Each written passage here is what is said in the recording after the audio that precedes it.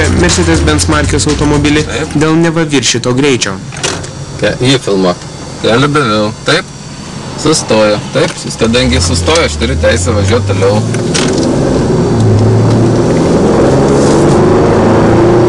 Išvydęs mėlyną švyturėlį vairuotojas sulėtina greitį, tačiau neprivalo sustoti. Tokia pati situacija kartojasi 14 kartų. Dar kartą duosiu kelią.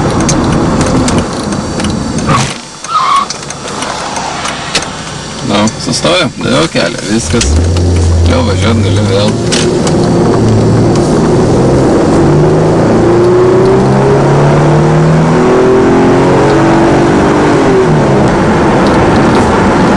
Tokį kelią gerai duodu. Kol policijos pareigūnams atrodo trūksta kantrybė. Kelią.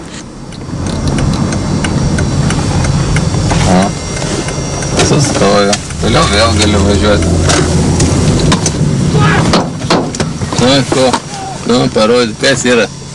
Parodyk, parodyk. Gerai, parodyk, kas jis daro. Kas yra? Filmuokit. Ką jis daro?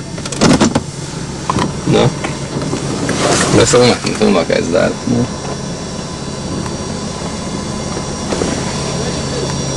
Ką reikia? Neprivalau. Šiuo atveju policininkai nepažeidė kelių eismo taisyklių, tačiau automobilio vairuotojas taip pat pripažintas nekaltu. Jis pats teigia, kad sėdėti apšaudomame automobilyje nebuvo didelis malonumas. Pasak tą kartą automobilį vairavusio verslininko, panašios akcijos, kada vairuotojai turi galimybę išreikšti nepasitenkinimą blogų policijos darbų, yra sveikintinas pirmasis žingsnis demokratijos link.